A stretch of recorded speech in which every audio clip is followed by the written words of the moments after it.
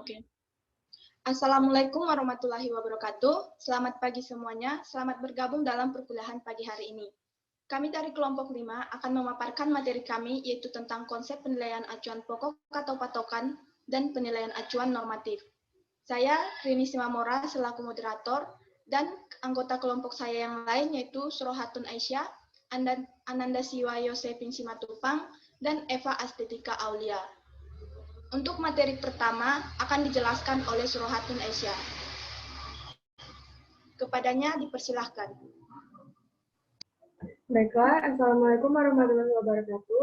Saya Surohatun Aisyah, NIM 1731941, anggota dari kelompok 5, akan memaparkan materi kelompok kami mengenai yang pertama penilaian acuan pokok atau patokan.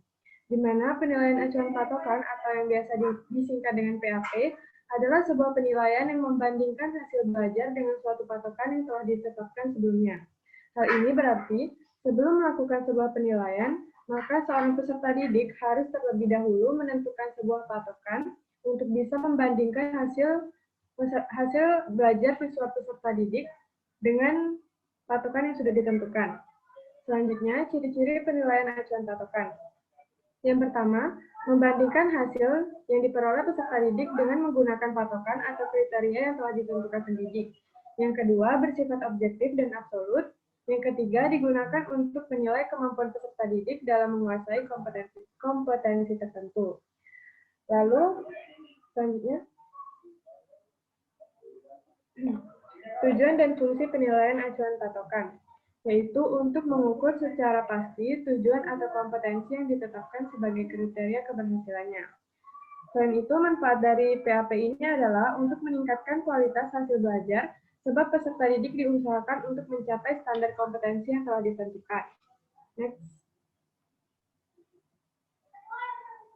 Nah, kelebihan dari penilaian acuan patokan yang pertama, dapat membantu guru merancang program remedi. Yang kedua, tidak membutuhkan perhitungan statistik yang rumit. Yang ketiga, dapat mengukur ketercapaian tujuan pembelajaran. Selain itu, kelebihan dari PAP ini, nilainya bersifat tetap selama standar yang digunakan itu sama. Hasil penilaian dapat digunakan untuk sebagai tolak ukur apakah sebuah pembelajaran itu sudah berhasil atau belum. Lalu mudah menilai karena ada patokan. Next. Kekurangan dari penilaian acuan patokan, yaitu apabila butir soal terlalu sukar, maka siswa betapapun pandainya akan memperoleh nilai rendah. Sebaliknya, apabila butir soal terlalu mudah, maka siswa yang kurang pandai pun akan tetap bisa memperoleh nilai yang tinggi. Next. Selanjutnya, penilaian acuan normatif. Penilaian acuan normatif adalah penilaian yang membandingkan hasil belajar peserta didik terhadap hasil belajar dalam kelompoknya. Penilaian acuan normatif bisa dibilang penilaian klasik karena tampilan pencapaian hasil belajar siswa pada suatu tes dibandingkan dengan pencapaian hasil siswa lain yang juga mengikuti tes yang sama. Next. Nah, ciri-ciri dari penilaian acuan normatif. Yang pertama, digunakan untuk menentukan status setiap peserta didik terhadap kemampuan peserta didik lainnya. Artinya, penilaian acuan normatif digunakan apabila kita ingin mengetahui kemampuan peserta didik di dalam kelas atau komunitasnya. Yang kedua, menggunakan kriteria yang bersifat relatif. Artinya, penilaian acuan normatif dapat berubah-ubah disesuaikan dengan kondisi dan waktu yang dibutuhkan. Yang ketiga, nilai hasil dari penilaian acuan normatif tidak mencerminkan tingkat kemampuan dan penguasaan siswa tentang materi pengajaran. Yang keempat, memiliki kecenderungan untuk menggunakan tantangan. Dan yang terakhir, memberikan skor yang menggambarkan penguasaan kelompok. Next. Tujuan penilaian acuan normatif. Yang pertama, untuk membedakan peserta didik atas kelompok berdasarkan tingkat kemampuan dari yang terendah sampai yang tertinggi. Tujuan penilaian acuan normatif biasanya digunakan pada akhir semester, di mana digunakan untuk menentukan peringkat siswa dalam suatu kelas. Next. Kelebihan dari penilaian acuan normatif. Yang pertama, fleksibel yang artinya dapat menyesuaikan dengan kondisi yang berbeda-beda. Yang kedua, mudah menilai karena tidak ada patokan. Yang ketiga, dapat digunakan untuk menilai ranah kognitif, afektif, dan psikomotor. Kelebihan lain dari penilaian acuan normatif yaitu dapat digunakan untuk menetapkan nilai siswa secara maksimal dan dapat membedakan kemampuan peserta didik. Next. Nah, yang terakhir, kekurangan penilaian acuan normatif. Yang pertama, sedikit menyebutkan kompetensi siswa apa yang mereka ketahui atau dapat mereka lakukan. Yang kedua, tidak fair karena peringkat siswa tidak hanya bergantung pada tingkat prestasi, tetapi juga atas prestasi siswa yang lain. Yang ketiga, tidak dapat diandalkan, siswa yang gagal di tahun sekarang mungkin dapat lulus di tahun berikutnya. Sekian yang dapat saya jelaskan, saya kembalikan kepada moderator. Baik, terima kasih kepada Surhatun Aisyah.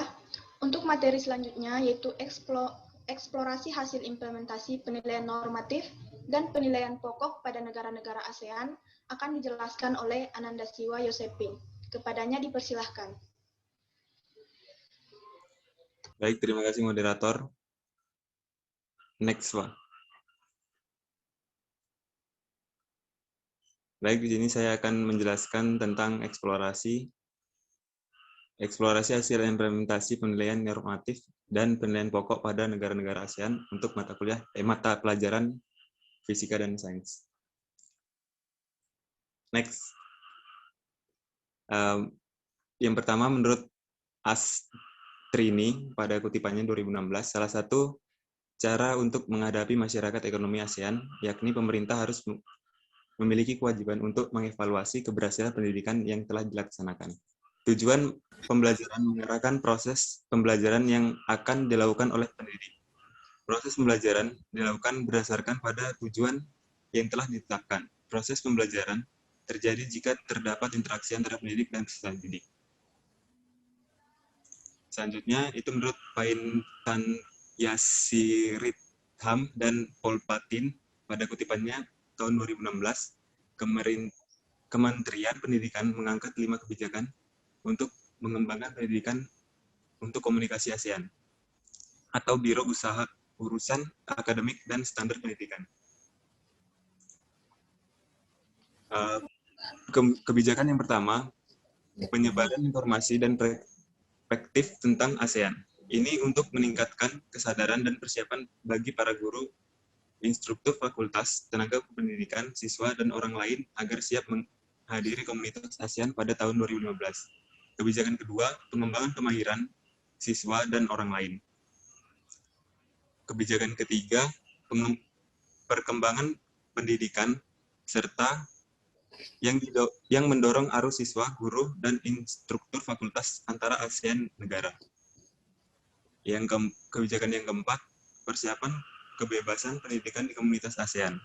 Ini mencakup komitmen pendidikan dan pengembangan kecakapan dalam karir untuk mendukung kebebasan pendidikan serta pergerakan tenaga kerja tanpa syarat. Kebijakan kelima, pengembangan generasi muda menjadi sumber daya berharga komunitas ASEAN. Next. Selanjutnya itu tentang pendidikan di negara ASEAN. Yang pertama itu ada Indonesia.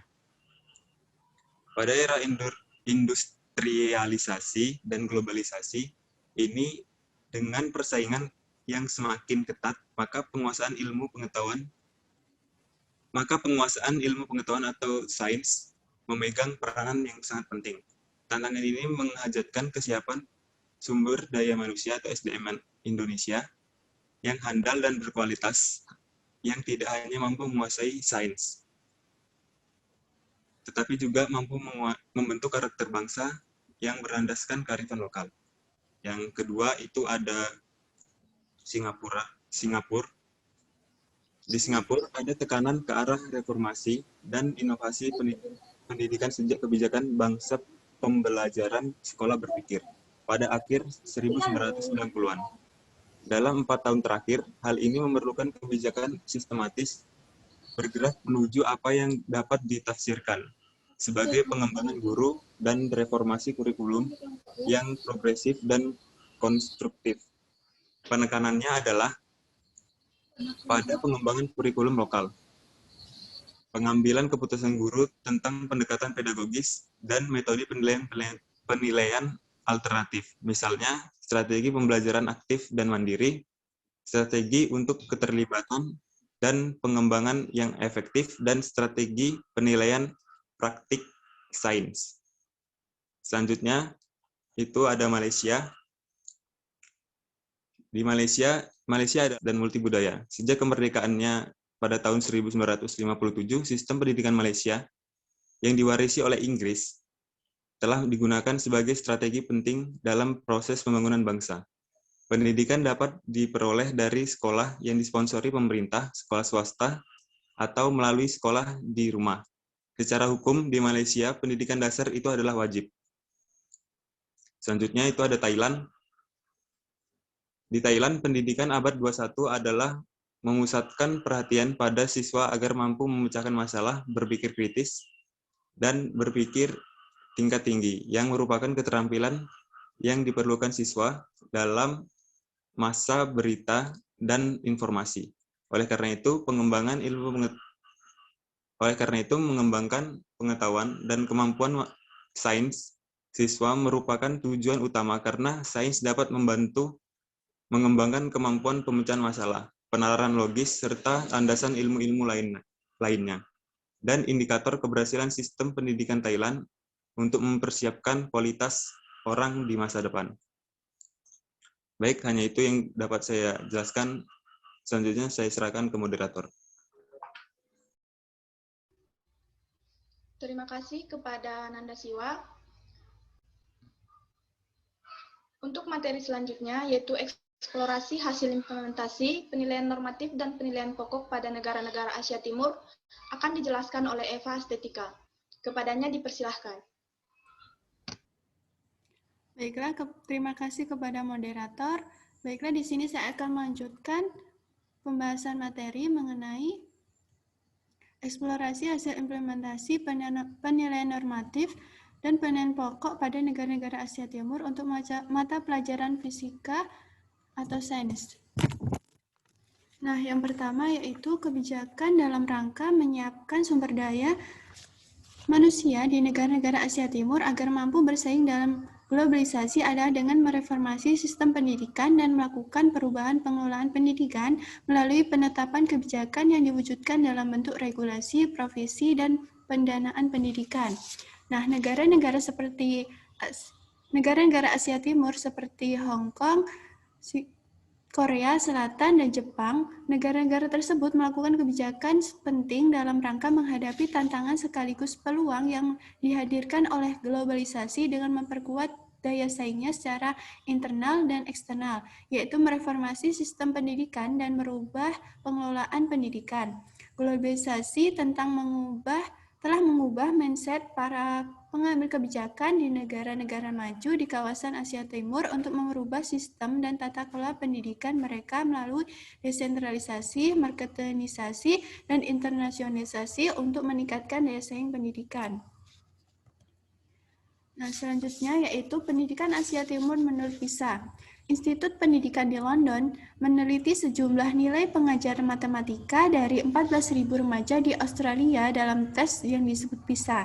Hasilnya menunjukkan bahwa anak-anak yang berasal dari Asia Timur lebih berprestasi daripada anak-anak yang berasal dari Australia.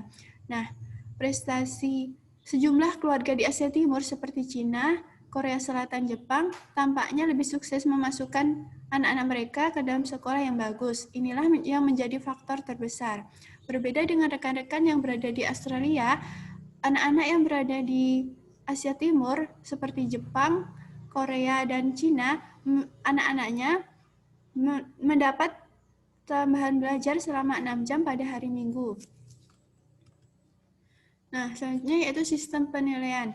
Nah, bukan hanya aspek kualitas pendidikan yang penting untuk pertumbuhan dan perkembangan di negara-negara, perlu memastikan bahwa manfaat pendidikan menjangkau semua siswa.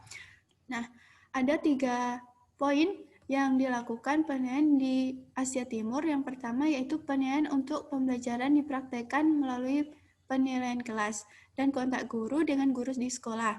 Selanjutnya yaitu penilaian untuk pembelajaran dilakukan secara tidak sadar dan secara inheren, tidak hanya dalam proses kelas tetapi juga dalam proses sekolah, didukung dengan peraturan berbasis sekolah. Yang ketiga yaitu kebersamaan untuk menghasilkan ketulusan dalam diri antara guru dan murid. Nah, yang terakhir yaitu pembelajaran sains di Asia Timur.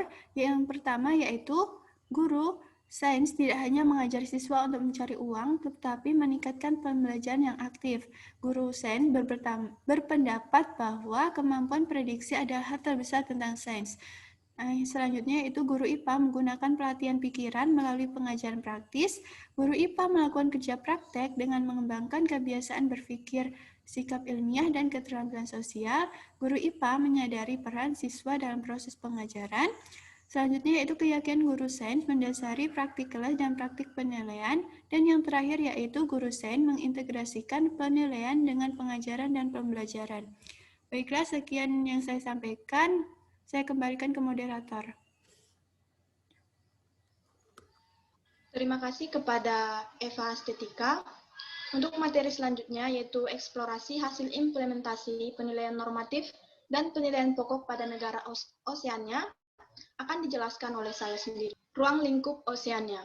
Kawasan Pasifik Selatan dikenal juga dengan Oseania dan Pasifik Barat Daya yang merupakan sebuah kawasan yang mayoritas ditempati oleh negara-negara kepulauan yang luas wilayah serta populasinya yang kecil dibandingkan dengan negara-negara seperti Australia, Selandia Baru, dan Papua Nugini.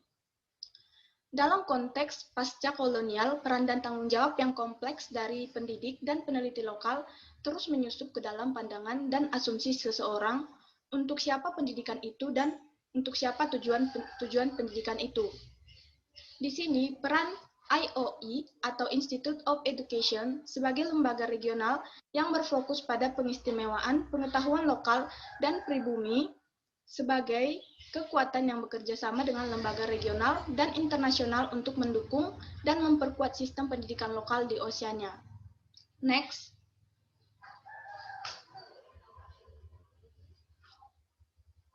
Setiap negara-negara di kawasan Oseania memiliki sistem pembelajaran yang berbeda-beda. Sebagai salah satu negara yang termasuk dalam kawasan Oseania, sistem pendidikan Australia berstandar tinggi dan menikmati pengakuan internasional. Sekolah adalah wajib di seluruh Australia, yang memberikan sumbangsi pada tingkat melek huruf 99%. Sekolah-sekolah mengembangkan keterampilan dan membangun kepercayaan diri para pelajar. Lulusan Universitas Australia unggul pada penelitian dan inovasi terdepan, serta pendidikan kejuruan dan teknik memajukan sektor industri yang sedang berkembang. Pembelajaran STM di Australia telah diterapkan dengan baik dan menginspirasi guru-guru dari Indonesia untuk mendapatkan pengalaman besar. Di Australia, STM dianggap sebagai pendekatan dan pengembangan pembelajaran yang mengintegrasikan sains, teknologi, teknik, dan matematika. Tujuannya yaitu untuk memberikan gambaran singkat tentang implementasi STM, kondisi transportasi, dan karakteristik masyarakat sebagai hasil pengamatan selama menjalani pelatihan singkat di Australia. Hasil pengamatan kerjanya, sekolah bekerja sama dengan universitas dan industri untuk mendukung siswa. Next. Implementasi penilaian normatif dan penilaian pokok. Penilaian kebutuhan sekarang dianggap sebagai langkah pertama yang penting dalam merancang silabus instruksional yang valid untuk pelajar bahasa tambahan, terutama bagi mereka yang mempelajari bahasa untuk tujuan tertentu, menguraikan beberapa penilaian kebutuhan, masalah dalam pertemuan linguistik terapan melalui pengabdian kualitas ini. Proses asesmen kebutuhan dalam pendidikan dikontraksikan dengan proses dan penetapan standar berdasarkan nilai-nilai otoritatif dan interpretasi data. Penilaian dalam belajar adalah tentang menginformasikan kepada peserta didik tentang kemajuan mereka untuk memberdayakan mereka agar mengambil tindakan yang diperlukan untuk meningkatkan kinerja mereka. Penilaian adalah rangkaian kegiatan untuk memperoleh, menganalisis, dan menginterpretasikan data tentang proses dan hasil belajar siswa yang dilaksanakan secara sistematis dan berkesinambungan. Dilihat dari sudut profesionalisme, tugas pendidik profesional selalu menginginkan umpan balik atas proses pembelajaran yang dilakukannya. Hal ini dilakukan karena salah satu indikator keberhasilan belajar ditentukan oleh keberhasilan yang dicapai peserta didik. Dengan demikian, hasil penilaian dapat digunakan sebagai tolak ukur keberhasilan pembelajaran dan umpan balik bagi peserta didik untuk meningkatkan kualitas pembelajarannya. Baik, sekian penjelasan yang dapat kami jelaskan. Terima kasih kepada teman-teman yang sudah bergabung dalam perkuliahan ini. Akhir kata, mohon maaf jika ada kesalahan kata. Akhir kata saya ucapkan sekian dan terima kasih.